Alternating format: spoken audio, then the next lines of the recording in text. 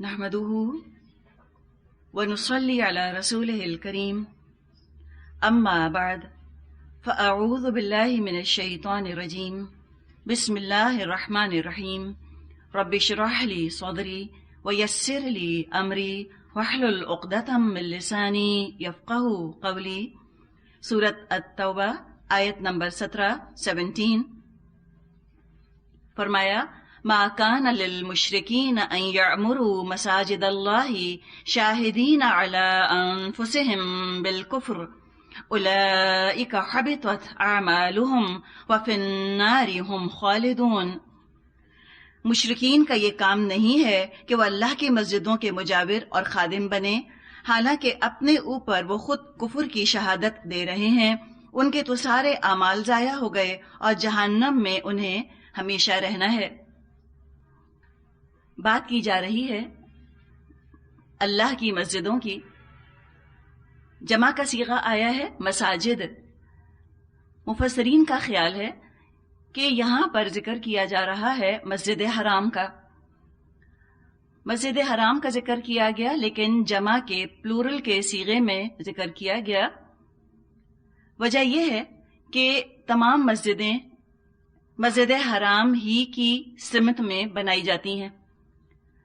مسجد حرام تمام مساجد کا مرجع ہے، اسی کی طرف رجوع کیا جاتا ہے۔ تو مسجد حرام میں بگاڑ پیدا کرنا، خرابی پیدا کرنا، یہ ایسا ہے جیسے کہ تمام مسجدوں کو بگاڑ دینا، تمام مسجدوں کے اندر خرابی پیدا کر دینا۔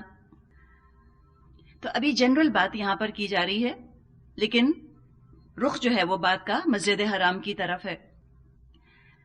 تو فرمایا کہ مشرکوں کو تو یہ بات زیب نہیں دیتی کہ وہ اللہ کی مسجد کی حفاظت کا ذمہ لیں، توحید کے بجائے شرک کی وہاں پر تبلیغ اور شرک کو وہاں پر پھیلائیں، اور وہ خود گواہی دے رہے ہیں اپنے اوپر کہ ہاں ہم مشرک ہیں۔ کس طرح وہ انہوں نے گواہی دی؟ گواہی انہوں نے اس طرح سے دی کہ جب ان سے پوچھا جائے کہ تم کون ہو تو یہودی کہے گا کہ میں یہودی ہوں، نصرانی کہے گا میں عیسائی ہوں، ہندو کہے گا میں ہندو ہوں۔ یعنی وہ مسلم تو نہیں کہیں گے اپنے آپ کو، وہ خود گواہی دے رہے ہیں اس بات کی کہ ہم مسلم نہیں ہیں، ہم اللہ کے فرما بردار نہیں ہیں، ہم مشرک ہیں یا ہم کافر ہیں یا ہم فلاں ہیں یا ہم فلاں ہیں۔ مختلف انہوں نے اپنے جو نام رکھے ہیں انہی ناموں سے وہ پہچانے جاتے ہیں۔ تو خود ایک تو یہ گواہی ان کی ہو گئی، ان کا اپنا اقرار کہ وہ اقرار نہیں کرتے کہ ہم مسلم ہیں، ان کے اپنے نام ہیں، انہوں نے گواہی دی اپنی جانوں کے اوپر کہ ہم مشرک ہیں، ہم کسی اور کے فرما بردار ہیں، ہم کسی اور پہچان کے ساتھ اپنے آپ کو انٹروڈیوس کرواتے ہیں۔ اور دوسری بات یہ کہ مشرکین مکہ جب خانہ کعبہ کا طواف کرتے تھے تو وہ لبیک تو پڑھا کرتے تھے، تلبیہ پڑھتے تھے، جیسے ہم تلبیہ پڑھتے ہیں نا، لبیک اللہم لبیک لبیک لا شریک لک لبیک، یہ تلبیہ پڑھا جاتا ہے۔ اسی طرح کا تلبیہ مشرکین بھی پڑھتے تھے، اور وہ یہ کہا کرتے تھے کہ لبیک اللہ لبیک لا شریک لک، اللہ تیرا کوئی شریک نہیں، یہ اقرار کرتے تھے۔ لیکن آگے شرک کیسے آیا؟ انہوں نے کہا الا شریکن ہوا لک، مگر وہی تیرا شریک ہے جس کو تو نے خود اپنا شریک بنا لیا ہو، یہ اس میں وہ اضافہ کر دیا کرتے تھے۔ لا شریک لک الا شریکن ہوا لک، تیرا کوئی شریک نہیں سوائے اس شریک کے جس کو تو نے خود شامل کر لیا ہو۔ تملکہ وما ملکہ، تو ہی اس کا بھی مالک ہے، تملکہ تو اس کا بھی مالک ہے، وما ملکہ اور اس کا اپنا کوئی اقتدار، اپنا کوئی اختیار نہیں۔ تو آپ دیکھ رہی ہیں کہ شرک کیسے غیر محسوس طریقے سے آتا ہے۔ توحید میں شرک یہی ہوتا ہے کہ کہہ دینا کہ اللہ نے خود اپنی پسند ہی سے چند ہستیوں کو اپنا شریک بنا لیا، اور بعض لوگ سمجھتے ہیں کہ اس سے توحید کے عقیدے پر زد نہیں پڑ رہی۔ لیکن کوئی بھی بات کہی جائے، کسی انداز میں بات کو کہا جائے، جب اللہ کے ساتھ شریک بنا دیا تو شرک تو ہو گیا۔ تو لہٰذا یہ ان کو زیب نہیں دیتا کہ وہ اللہ کے گھر کی حفاظت کا ذمہ لیں، جبکہ وہ خود گواہی دے رہے ہیں اپنی جانوں پر کہ وہ مشرک ہیں۔ اس سے یہ پتا چلا کہ عقیدہ کتنا اہم ہے۔ عقیدہ دراصل وہ جڑ ہے جس سے کہ باقی اعمال جانچے جاتے ہیں۔ اگر جڑ کے اندر خرابی ہے، عقیدے کے اندر خرابی ہے، بیسک ڈوگما کے اندر اگر شرک پایا جاتا ہے تو اس کے بعد کتنی بڑی بڑی نیکیاں، اتنے بڑے بڑے اچھے کام کوئی کیوں نہ کر لے، اللہ کے گھر کی حفاظت جیسا کام ہی کیوں نہ ہو، اس کا اللہ کی نظر میں کوئی وزن نہیں. صرف اور صرف توحید کے عقیدے پر رہتے ہوئے جب کوئی اچھا کام کیا جائے گا تبھی وہ نیکی شمار کیا جائے گا، اس کا وزن ہوگا، ورنہ آخرت میں ان کاموں کا کوئی صلہ نہیں. اللہ کی مسجد کو انہوں نے بت خانہ بنا دیا، 365 بت لا کر وہاں رکھ دیے، تو یہ تو اس قابل نہیں ہے. ما کانا کا مطلب ہوتا ہے یہ ان کی شایان شان نہیں ہے، یہ ان کو زیب نہیں دیتا کہ یہ کفر کی، شرک کی گواہی دیتے ہوئے اور اللہ کے گھر کی حفاظت کا فریضہ سر انجام دیں. فرمایا کہ ان کے تو اعمال ہبط ہو گئے، جو انہوں نے اچھائیاں کی وہ نیکیوں میں کنورٹ نہیں ہوئی، ان کے گڈ ڈیڈز رائچس ڈیڈز میں کنورٹ نہیں ہوئے، ان کے اچھے کام نیکی میں تبدیل نہیں ہوئے، اس لیے کہ جو مین کیٹلسٹ تھا اس کی کمی ہے، اور وہ کیٹلسٹ ہے ایمان، توحید کا عقیدہ. چونکہ اس کا وجود نہیں تو اچھا کام بس نرا اچھا کام رہ گیا، مجرد اچھا کام رہ گیا، وہ نیکی نہ بن سکا، وہ آخرت کے لیے فائدہ مند نہ ہو سکا. اب آگے بتایا جا رہا ہے کہ کون ہیں جو کہ اللہ کی مسجدوں کی حفاظت کا فریضہ سر انجام دینے کے قابل ہیں. فرمایا آیت نمبر 18 انما یعمر مساجد اللہ من آمن باللہ والیوم الآخر واقام الصلاة وآت الزکاة ولم یخش الا اللہ فعسى اولئک ان یکونوا من المہتدین. اللہ کی مسجدوں کے آباد کار تو وہی لوگ ہو سکتے ہیں جو اللہ اور روز آخر کو مانیں اور نماز قائم کریں، زکوٰۃ دیں اور اللہ کے سوا کسی سے نہ ڈریں، انہی سے یہ توقع ہے کہ سیدھی راہ چلیں گے.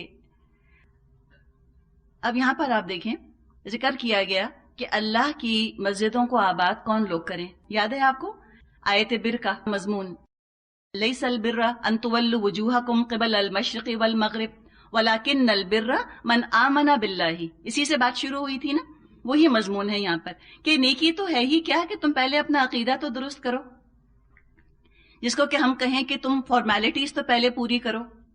ایک بچہ ہے ایگزام دینے آتا ہے، وہ ہال کے باہر، ایگزامینیشن ہال کے باہر بیٹھ کے اور اپنی پسند کا کوئی پیپر فل کر کے اور اپنے ڈیسک پر رکھ کر یا کسی اور دوسرے تیسرے انسان کے حوالے کر کے وہ چلا جائے تو اس نے پیپر تو کیا، بیٹھا، وقت لگایا، پڑھائی کی، لیکن وہ کوالیفائی نہیں کرے گا کسی رزلٹ کے لیے. کیا وجہ ہے کہ اس نے فارمیلٹیز پوری نہیں کی. اگر اس کو ایگزام دینا تھا تو ضروری تھا رجسٹریشن کرواتا، ایڈمٹ کارڈ لیتا، فارمیلٹیز پوری کرتا، ہال کے اندر آ کر بیٹھتا، ایگزامنر وہاں پر موجود ہوتے، وہ اس کو سپروائز کرتے، پھر پیپر ایگزامنر کے حوالے کرتا تاکہ وہ چیک ہونے والے تک پہنچ جائیں، انویجیلیٹر کے حوالے کر کے جاتا پیپر. یہی طریقہ ہوتا ہے نا دنیا میں بھی. تو یہی طریقہ اللہ کا بھی ہے کہ تم اگر آخرت میں اپنا رزلٹ چاہتے ہو اپنے اعمال کا، اپنے ڈیڈز کا، تو آؤ، تم رجسٹریشن کرواؤ، تم فارمیلٹیز پوری کرو، تم اندر آ کر بیٹھو. ادخلوا فی السلم کافۃ، آ جاؤ اسلام کے اندر، آ جاؤ دارالاسلام کے اندر آ کر بیٹھو، اور جو طریقہ تم کو بتایا جا رہا ہے اس طریقے کے حساب سے تم اپنے اعمال کرو تو ٹھیک ہے، پھر آخرت میں تمہارے اچھے کاموں کا نتیجہ تم کو مل جائے گا. تو یہاں پر یہ بتا دیا گیا کہ جو اللہ پر ایمان لائے، آخرت پر ایمان رکھے، نماز قائم کرے، زکوٰۃ ادا کرے، یہ 4 شرائط ہو گئیں. اور 5ویں شرط وَلَمْ يَخْشَ إِلَّا اللَّهِ، کسی سے نہ ڈرے سوائے اللہ کے. یہ ہیں دراصل جو کہ مسجدوں کی رکھوالی، مسجدوں کے مجاور بننے کے حقدار ہیں، جو مسجدوں کا انتظام سنبھالنے والے ہونے چاہیے. ایک تو بات آپ دیکھیں کہ وَآتَ الزَّکَاةَ، زکوٰۃ دینے والے ہوں. عام طور پہ آج کل ہم کیا دیکھتے ہیں، جو مسجدوں کی رکھوالی کرتے ہیں وہ زکوٰۃ دینے والے ہوتے ہیں یا لینے والے؟ لینے والے. یہ تو نہیں لکھا مسجدوں کی خدمت وہ کریں جو زکوٰۃ لینے والے ہوں. اس سے پتہ یہ چلتا ہے کہ جو اسلام کا مزاج ہے وہ یہ کہ جو معاشرے کے کھاتے پیتے لوگ ہیں، ایفلوئنٹ طبقہ ہے، اس کو چاہیے کہ وہ مسجدوں میں وقت لگائے، وہ اپنی انرجیز کھپائے مسجدوں کے لیے. جہاں پورے بزنس امپائرز لوگ رن کر رہے ہوتے ہیں، اپنی انرجی اپنا وقت لگا رہے ہوتے ہیں، کھپا رہے ہوتے ہیں، اور ان کی دوڑ دھوپ تو آپ ذرا دیکھیں، ان کی چلت پھرت تو ذرا دیکھیں، ان کی گردش تو دیکھیں.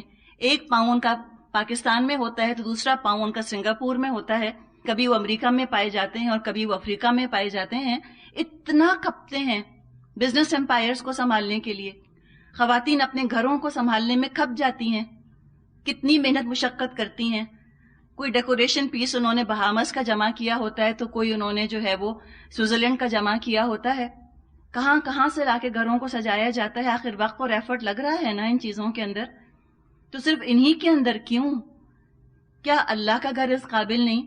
کیا دین اس قابل نہیں کہ اس کو اپنا وقت دیا جائے، اس کو اپنی توجہ دی جائے، اس کے ایڈمنسٹریشن میں دلچسپی کا اظہار کیا جائے؟ اب ہوا یہ کہ پیسے والے تو بالکل ہٹ گئے. انہوں نے سوچا کہ بس ہمارا کام کیا ہے کہ جو مسجدوں میں چندہ جمع کرتے ہیں یا مسجدوں کو چلانے کے لیے ہم زکوٰۃ دے دیں، بس اس کے بعد ہم فارغ. نہیں، صرف زکوٰۃ دے دینا کافی نہیں ہے دین کو قائم رکھنے کے لیے. ہاں، سبسسٹنس لیول کے لیے تو کافی ہے کہ سسکتا بلکتا دین، زکوٰۃ کا مستحق دین تو زندہ رہے گا. ہمارے معاشرے میں ان لوگوں کو ہم کیا سمجھتے ہیں جو زکوٰۃ کے مستحق ہوتے ہیں؟ کوئی بہت اعلیٰ تو نہیں سمجھا جاتا ان کو، گرا پڑا طبقہ ہی ہوتا ہے نا، لوور کلاس ہی ہوتی ہے، مجبور محتاج. تو جب دین کا کام کرنے والے لوگ بیچارے اتنے مجبور اور اتنے محتاج ہوں گے، جو زکوٰۃ لینے والے ہوں گے، تو اسی حساب سے تو پھر دین کی حیثیت ہوگی معاشرے کے اندر. ہر چیز کی امپورٹنس ہے، ہر چیز پرائیورٹی لسٹ کے اوپر ہے سوائے دین کے. تو جب زکوٰۃ لینے والے مسجدوں کا کام چلائیں گے تو پھر آپ دیکھیں گی کہ یہ دین کے زوال کا وقت ہوتا ہے. اور جب زکوٰۃ دینے والے مسجدوں کا کام سنبھالتے ہیں، وہ اپنی توانائیاں، اپنی طاقت، جو انہوں نے علم حاصل کیا ہوتا ہے، جو ایڈمنسٹریشن انہوں نے سیکھی ہوتی ہے، جو اعلیٰ ڈگریاں وہ لے کر آئے ہوتے ہیں امریکہ سے اور انگلینڈ سے، جب اس کا تھوڑا سا حصہ، کتنا تھوڑا، اللہ یہ نہیں کہہ رہا تم اپنے کاروبار چوپٹ کر دو اور تم صرف مسجدوں کی دیکھ بھال کرنی شروع کر دو. مما رزقناکم، اس میں سے جو ہم نے تم کو دیا ہے تھوڑا سا، مما، ذرا سا، اتنا تم پڑھ لکھ کر آ گئے تو ان کی طرف بھی تو توجہ کرو. تو زکوٰۃ دینے والے آگے بڑھیں، وہ اپنا وقت لگائیں اور وہ ان کا نظام سنبھالیں، تو انشاءاللہ تعالیٰ پھر ہم دیکھیں گے کہ دین پر کیسی بہار آتی ہے. تو بہت ہی اہم ہے یہ بات کہ انما یعمر مساجد اللہ، اللہ کی مسجدوں کو کون آباد کرے؟ من آمن باللہ، جو اللہ پر ایمان رکھے، والیوم الآخر، اور آخرت پر ایمان رکھے، وَأَقَامَ الصَّلَاةَ، نماز قائم کرے، وَآتَ الزَّکَاةَ، زکوٰۃ ادا کرے. اب ایسا محسوس ہوتا ہے معاشرے کو دیکھ کر کہ زکوٰۃ لینے والے اقامت الصلاۃ کر رہے ہیں اور زکوٰۃ دینے والے زکوٰۃ دے کر فارغ. ان کے پاس کہاں ٹائم ہے، گھروں میں ٹائم نہیں نماز پڑھنے کا، مسجد جا کر نماز پڑھنا تو پھر بڑی بات ہے. اور جو مسجد جا جا کے جماعت کے ساتھ نماز پڑھتا ہے، اس کے اندر ایک شعور، احساس، درد پیدا ہوتا ہے دین کا. ان کا دل چاہتا ہے کہ اچھا یہاں کولر ٹوٹا ہوا ہے، جوتے رکھنے کی جگہ نہیں ہے، چٹائیاں پھٹی پرانی ہو گئی ہیں، لائٹ جاری ہے، جنریٹر نہیں ہے. تو ان کا جب آنا جانا مسجدوں میں ہوتا ہے تو پھر مسجد کی دیکھ بھال میں بھی ان کی دلچسپی جو ہے وہ بڑھتی چلی جاتی ہے. تو یہ ساری کوالٹیز ہوئی. اور کیا؟ وَلَمْ يَخْشَ إِلَّا اللَّهَ، اور وہ کسی سے نہیں ڈرتے سوائے اللہ کے. کس خوف کی بات ہے؟ اطاعت کی بات کی جا رہی ہے کہ کسی کی خوف کی وجہ سے وہ اللہ کا حکم نہیں توڑتے. انہیں کوئی ایسا خوف نہیں ہوتا کہ جس کی وجہ سے وہ اللہ کا حکم توڑ دیں. ورنہ خوف تو انسان کو ہوتا ہے، اس کا مطلب یہ نہیں ہے کہ وہ سانپ سے بھی نہیں ڈرتے اور وہ بچھو سے بھی نہیں ڈرتے یا وہ شیر سے بھی نہیں ڈرتے. تو ڈر کا مطلب کس کانٹیکسٹ میں ڈر آ رہا ہے؟ اللہ کی اطاعت کے کانٹیکسٹ میں یہاں ڈر کی بات کی جا رہی ہے کہ کسی کے خوف کی وجہ سے وہ اللہ کا حکم نہیں توڑتے. اللہ کے دین کی سربلندی کے لیے وہ کام کرتے رہتے ہیں اور کوئی اندیشہ، کوئی وسوسہ، کوئی خوف ان کو ڈراتا نہیں، اس کام سے روکتا نہیں. ان کے لیے امید دلائی گئی، اولئک ان یکونوا من المہتدین، امید ہے کہ یہی لوگ ہدایت پانے والے ہوں گے. اب جو اگلی آیت ہے، آیت نمبر 19، اس کی شان نزول لکھی ہے مختلف تفاسیر میں. صحیح مسلم میں روایت آتی ہے کہ کچھ لوگوں کا یہ تبصرہ شروع ہوا، ان کا آپس میں ڈسکشن شروع ہوا کہ اچھا کام، نیکی کا کام کس کو کہا جاتا ہے، کون سا کام زیادہ نیکی کا ہے، کون سی نیکی زیادہ اعلیٰ درجے کی نیکی ہے اور کون سی نیکی کم تر درجے کی ہے. کسی نے کہا کہ اسلام کے بعد میرے نزدیک حاجیوں کو پانی پلانے سے بڑھ کر اور کوئی عمل نہیں. حاجیوں کو پانی پلانا بہت بڑا نیکی کا کام ہے. اب یہ کون لوگ ہوں گے جن کے دلوں میں ایک سافٹ کارنر ہوتا ہے نا ہیومینٹی کے لیے؟ ان کا خیال یہ ہوتا ہے کہ انسانیت کی خدمت سے بڑھ کر نیکی اور کوئی نہیں. جو انسانیت کی خدمت کر رہا ہے سب سے زیادہ نیک وہی ہے. نرمی ہے، عاجزی ہے اس کے اندر، وہ ہتھیاروں کی بات نہیں کرتا، وہ کسی کو روکتا ٹوکتا نہیں ہے، بس وہ لوگوں کا دکھ درد دور کرنے میں لگا ہوا ہے. تو اس نے کہا کہ سب سے بڑا عمل یہ ہے کہ حاجیوں کو پانی پلایا جائے. دوسرے نے کہا اللہ کی راہ میں جہاد سب سے بڑا عمل ہے. انہوں نے کہا کہ اللہ کی راہ میں جہاد کرنا، اب جہاد کے اندر تو تلوار کا جہاد، ہتھیاروں کا جہاد بھی آ جائے گا اور زبان کا جہاد بھی آ جائے گا، اور زبان سے کچھ ایسی باتیں بھی کہنی ہوں گی جو لوگوں کو ناخوشگوار لگیں، ان پلیزنٹ لگیں، جس سے ہو سکتا ہے کسی کا دل دکھ جائے. آپ اس سے کہیں کہ تم نماز کیوں نہیں پڑھتے، ہو سکتا ہے دل دکھ جائے. یا آپ کہیں تم زکوٰۃ نہیں دے رہے، تم زکوٰۃ دو، ہو سکتا ہے برا مان جائے. تو اللہ کی راہ میں جب انسان جہاد کرنے کھڑا ہوتا ہے تو انسانیت کے جو پرستار ہیں بعض دفعہ وہ ناراض ہو جاتے ہیں. جنہوں نے انسانیت کو ہی معبود بنا لیا ہوتا ہے، وہ ہیومینٹی کو ایک خدا بنا کر پوج رہے ہوتے ہیں، وہ ناراض ہوتے ہیں. وہ کہتے ہیں ایسی بات کیوں کرتے ہو، کسی کا دل دکھے اسے. لکم دینکم ولی دین، بھئی تمہارے لیے تمہارا دین، ہمارے لیے ہمارا دین. کسی کو کچھ مت کہو، دل مت دکھاؤ، دل نہیں دکھانا چاہیے کسی کا. تو اس پہ تھوڑا سا اختلاف ہو گیا کہ جہاد میں تو پھر ظاہر ہتھیاروں کے ساتھ جہاد ہوگا، زبان کے ساتھ جہاد ہوگا، کیا یہ بھی بہت بڑی نیکی ہے؟ کسی نے کہا نہیں، حاجیوں کو پانی پلانا زیادہ بڑی نیکی ہے، اور کسی نے کہا کہ نہیں، اللہ کی راہ میں جہاد کرنا سب سے بڑا عمل ہے. عمر رضی اللہ تعالی عنہ انہوں نے فرمایا کہ نبی اکرم صلی اللہ علیہ وسلم سے ہم پوچھ لیتے ہیں اس کے بارے میں. اس پر یہ آیت نازل ہوئی، آیت نمبر 19.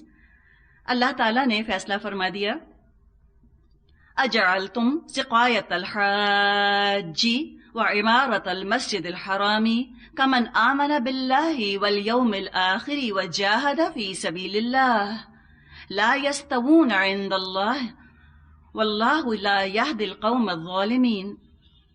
کیا تم لوگوں نے حاجیوں کو پانی پلانے اور مسجد حرام کی مجاوری کرنے کو اس شخص کے کام کے برابر ٹھہرا لیا ہے جو ایمان لایا اللہ پر اور روز آخر پر، اور جس نے جانفشانی کی اللہ کی راہ میں؟ اللہ کے نزدیک تو یہ دونوں برابر نہیں ہیں، اور اللہ ظالموں کی رہنمائی نہیں کرتا. یہ بھی بہت ہی اہم آیت ہے ہمارا اپنا نقطہ نظر، ہمارا اپنا پرسپیکٹو درست کرنے کے لیے. یہ جو زمانہ تھا جس میں کہ یہ آیت نازل ہوئی، اس میں ایک تصور جو تھا وہ کفار کا تھا، اور مسلمانوں میں بھی اگر یہ تصور اس زمانے میں آیا تھا تو کفار ہی کی طرف سے سرایت کر کے آیا تھا. ایک واقعہ اور تفاسیر میں آتا ہے عباس رضی اللہ عنہ کے متعلق کہ جب وہ بدر کی جنگ میں قیدی بنا کر مدینے ان کو لایا گیا، وہ اس وقت تک اسلام تو نہیں لائے تھے، مسلمان نہیں ہوئے تھے نبی اکرم صلی اللہ علیہ وسلم کے چچا. تو لوگوں نے ان کو آر دلائی، ان کو شرمندہ کیا کہ آپ نے اب تک اسلام قبول نہیں کیا. تو انہوں نے اس پر جواب دیا کہ تم لوگ صرف ہماری برائیاں دیکھتے ہو، تم ہماری اچھائیاں، ہماری خوبیاں نہیں دیکھتے. دیکھو ہم حاجیوں کو پانی پلاتے ہیں، ہم خانہ کعبہ کی حفاظت کرتے ہیں، صفائی ستھرائی کا اس کا کام کرتے ہیں. تو کیا ہوا اگر ہم ایمان نہ لائے؟ تو کیا ہوا اگر ہم نے ہجرت اور جہاد نہ کیا؟ اس پر کہا جاتا ہے کہ پھر یہ آیات نازل ہوئی، یعنی اس کے مختلف شان نزول ہیں جو کہ بتائے جاتے ہیں. دیکھا جائے تو مضمون ایک ہی ہے، بات ایک ہی ہے کہ زیادہ بڑی نیکی کیا ہے. یہ ایمان کے بغیر یہ سارے کام کرنا یہ نیکی ہے بھی یا نہیں؟ تو جس زمانے میں یہ آیات نازل ہوئیں اس زمانے میں تو یہ بالکل دو الگ الگ واضح گروپ موجود تھے. ایک جو کہ مکے میں تھا، ایمان نہیں لایا تھا، اور وہ حاجیوں کی خدمت کیا کرتا تھا، خانہ کعبہ کی دیکھ بھال کیا کرتا تھا. اور ایک گروہ جو مکہ چھوڑ کر آ گیا تھا، جہاد کر رہا تھا، اس نے ہجرت کی تھی، وہ اللہ کی راہ میں سرگرم تھا، اللہ کے دین کو پھیلانے کے لیے کام کر رہا تھا. تو یہ دو واضح الگ الگ گروپ تھے. ایک کی غلطی واضح کر دی گئی کہ جو مکے میں یہ کام کر رہے ہیں بغیر ایمان کے، ان کے وہ کام اللہ کے نزدیک کوئی قابل قبول نہیں. آج ہم دیکھتے ہیں کہ یہ دو جو گروپس ہیں، یہ اسلام کے دائرے کے اندر یہ دو گروپس بن چکے ہیں. ایمان والے دونوں ہی ہیں، کلمہ پڑھنے والے دونوں ہی ہیں، لیکن ایک گروپ جو ہے ان کا یہ خیال ہے کہ مسجدوں میں بس قالین بچھوا دیے جائیں، پانی کی سبیلیں لگوا دی جائیں، لیکن خود شاید ہی وہ جمعے کی نماز بھی پڑھتے ہوں. اپنے کاروبار کے اندر، اپنی بھاگ دوڑ میں، مختلف مصروفیات میں وہ اتنے زیادہ لگے ہوئے ہیں کہ جہاد کا یا ہجرت کا تو کوئی تصور ہی ذہنوں کے اندر موجود نہیں. ان کے سامنے اگر آپ جہاد یا ہجرت کا ذکر کریں، انہیں تو محسوس ہوگا کہ یہ کوئی پرانی دقیانوسی بیک ڈیٹڈ میڈیویل باتیں ہیں جو کی جا رہی ہیں، اور جہاد اور ہجرت کا تعلق تو بس نبی اکرم صلی اللہ علیہ وسلم کے زمانے سے تھا، 1400 سال پہلے. آج کون سا جہاد ہے اور آج کون سی ہجرت ہے؟ تو لہٰذا ان کے ہاں تصور ہی نہیں، ان کو ان باتوں کے بارے میں سوچنے کی فرصت ہی نہیں. زندگی میں نہ اللہ کے احکامات کی کوئی اہمیت ہے، نہ رسول کی سنت کی. تو جب قرآن اور سنت کی اہمیت ہی نہیں ہوگی تو جہاد کہاں ہوگا؟ تو پھر ہجرت کہاں سے ہوگی؟ سارا جہاد ہے وہ روٹی کا اور دولت کا جہاد ہے. دوسری ایکسٹریم جو ہمارے یہاں پائی جاتی ہے اسلام کے دائرے کے اندر ہی، وہ یہ کہ چھوٹی سی چھوٹی سنتوں پر بھی عمل ہے، حلال حرام کی بھی فکر ہے، لیکن باقی انسانیت سے لا تعلق. ہیومینٹی کا، انسانیت کا، دکھی انسانیت کا کوئی درد ان کے دل میں ہے ہی نہیں. کبھی کسی کی تکلیف دور کرنے کا خیال نہیں آتا، کوئی سوشل سروس کرنے کا خیال نہیں آتا. تو یہ دو جو دائرے بن گئے ہیں، یہ دونوں ہی اپنے حال میں خوش ہیں. یہ سمجھتے ہیں کہ ہم ہی سب سے زیادہ نیک ہیں، اور یہ دونوں دائرے ایک دوسرے کو حقارت کی نظر سے دیکھتے ہیں. یہ سمجھتے ہیں کہ وہ بیکار ہیں، وہ سمجھتے ہیں کہ یہ بیکار ہیں. سورہ مومنون میں اللہ تعالیٰ نے فرمایا ہے کہ انہوں نے دین کے حصے بکھرے کر لیے. اکل حزب بما لدیہم فرحون، جس کے پاس جو حصہ آ گیا وہ اسی میں خوش ہے.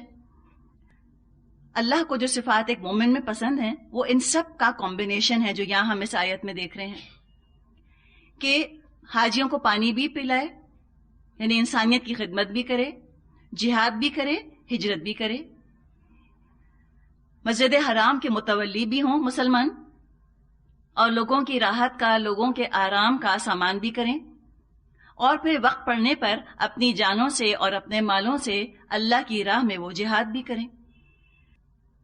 انہی کے بارے میں آگے فرمایا آیت نمبر 20، الذین آمنوا وہاجروا وجاہدوا فی سبیل اللہ باموالہم وانفسہم اعظم درجۃ عند اللہ واولئک ھم الفائزون. اللہ کے ہاں تو انہی لوگوں کا درجہ بڑا ہے جو ایمان لائے اور جنہوں نے اس کی راہ میں گھر بار چھوڑے اور جان و مال سے جہاد کیا، وہی دراصل کامیاب ہونے والے لوگ ہیں. تو اللہ کا یہاں پر فیصلہ آ گیا کہ اللہ کو تو وہ لوگ پسند ہیں کہ جو ایمان لائے اور پھر انہوں نے جہاد کا حق ادا کرنے کی بھرپور کوشش کی، اپنے مالوں کو بھی لگایا اللہ کی راہ میں اور اپنی جانوں کو بھی کھپایا اللہ کی راہ میں.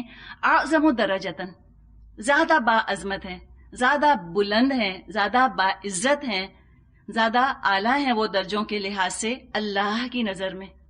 عند اللہ، یہ بہت پیاری بات ہے نا. لوگوں کا اپنا پرسیپشن کچھ اور ہوتا ہے، اللہ کا پرسیپشن کچھ اور ہوتا ہے. اگر آپ کو لوگوں سے تعریف چاہیے تو پھر آپ دکھی انسانیت کی خدمت کریں اور ایمان کو اور جہاد کو اور ہجرت کو آپ خیر آباد کہہ دیں، خدا حافظ کہہ دیں. آپ دکھی انسانیت کی خدمت کرتی رہیں گی، آپ کو ہو سکتا ہے نوبل پرائز بھی مل جائے، ہو سکتا ہے کہ آپ کا نام جو ہے وہ بہت مشہور ہو جائے، پسندیدہ ضرور ہوں گے لوگوں کی نظروں میں. لیکن اگر ایمان کے بغیر یہ کام ہے تو اللہ کو تو نہیں اچھے لگے. اور دوسری طرف اگر آپ جہاد کر رہی ہیں، اگر آپ امر بالمعروف اور نہیں انل منکر کر رہی ہیں، لوگوں کو نیکی کا حکم دیتی ہیں، برائی سے روکتی ہیں، اللہ کے دین کا بول بالا کرنے کی کوشش کر رہی ہیں، ہو سکتا ہے کہ لوگوں کے نزدیک آپ کا درجہ، آپ کا رتبہ گر جائے، آپ کا سٹیٹس کم ہو جائے، تو پھر دیکھنا یہ ہے کہ عند اللہ کس کا درجہ بلند ہے، کون اللہ کی نظر میں بلند ہونا چاہتا ہے۔ تو اللہ نے تو بتا دیا کہ دنیا والے کچھ بھی کہتے رہیں، اللہ کے نزدیک تو اعظم درجتاً ہیں وہ لوگ جو اللہ کی راہ میں لگ جاتے ہیں، اللہ کی راہ میں کھپاتے ہیں اپنے آپ کو۔ اور آگے حسر کا کلمہ ہے، اولئک اس میں اشارہ، اس کے بعد ہم ضمیر آ رہی ہے، دونوں مل کر حسر، کہ بس صرف یہی ہیں کامیاب ہونے والے، ایکسکلوسیو کر دیا ہے، ایکسکلوسیولی یہی لوگ ہیں جو کہ کامیاب ہوں گے۔ اولئک ہم الفائزون، یہی ہیں کامیاب ہونے والے جو یہ کام کریں۔ ان کا اجر بتایا گیا آیت نمبر 21 اور 22، یبشرہم ربہم برحمت منہ، ان کا رب انہیں اپنی رحمت کی خوشخبری سناتا ہے۔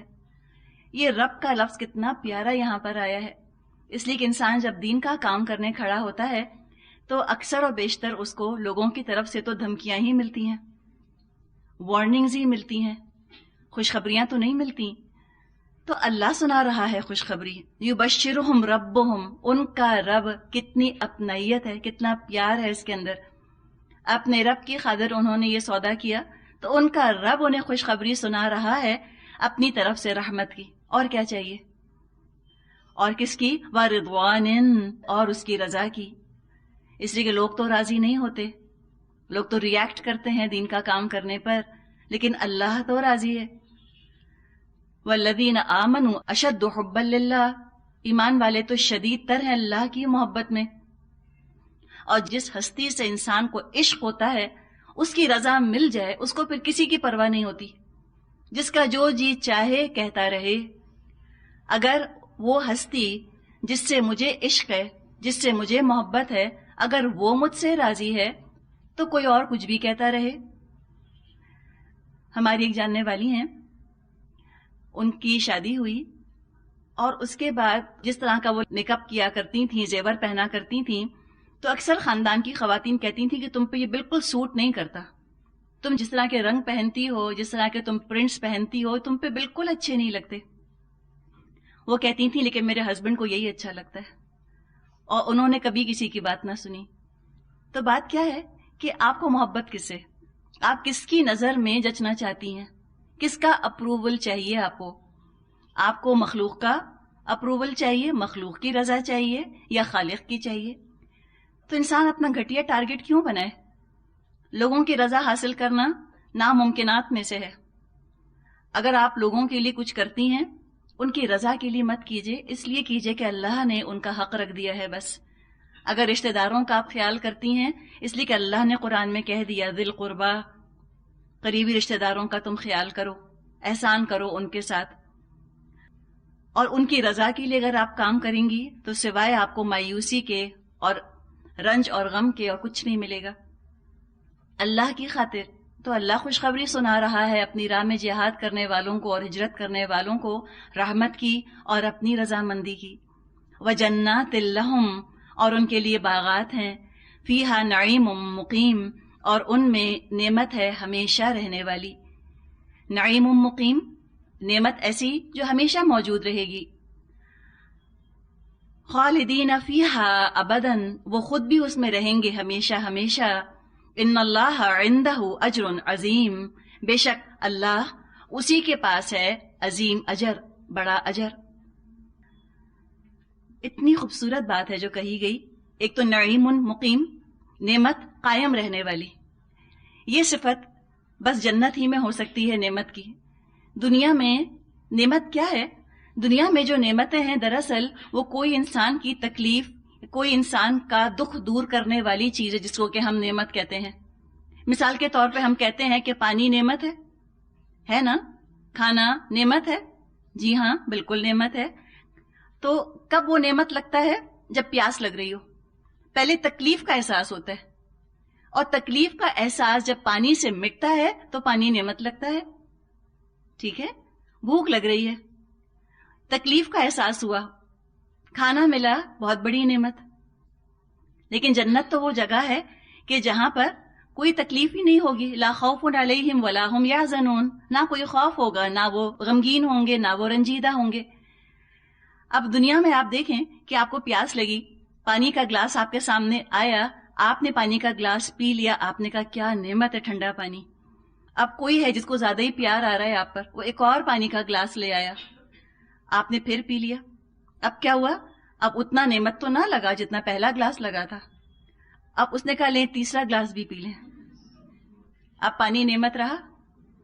نہیں رہا نا.